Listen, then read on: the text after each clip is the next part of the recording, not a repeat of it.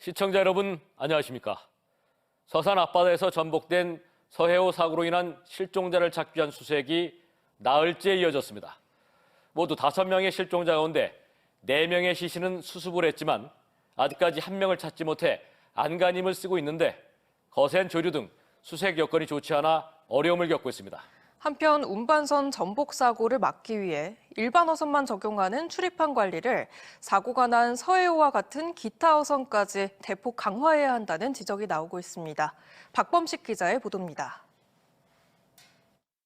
지난달 30일 서산시 고파도 인근에서 전복된 83톤급 운반선 서해오. 신고 당시 2명이 구조된 이후 다음 날 70대 선장 등 2명의 시신이 발견된 가운데 어제 숨진 실종자 2명이 추가로 발견되면서 사망자가 4명으로 늘었습니다. 1층에 계시던 2분이 배를 대고 이제 그 배 난간을 붙잡고 이렇게 들여다 보니까 계시더라고요. 해경은 전복 당시 화물차에 타고 있었다고 추정되는 마지막 실종자를 찾기 위해 수색에 박차를 가하고 있습니다. 하지만 화물차 부분이 갯벌에 묻혀 있는 데다 조류가 거세 수색에 난항을 겪고 있습니다. 사고 선박의 승선원 중 4명은 선내에서 발견되었는데 빠져나오지 못한 것으로 보이고 또한 화물차 수색을 통해서 발견을 하였고 현재 실종자 수색 중에 있습니다.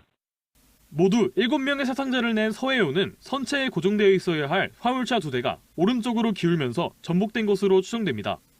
출항 전 화물차 고정 여부 등 안전점검이 이뤄지지 않은 가운데 일몰 시간 이후 운행에 나섰다 참변으로 이어졌습니다.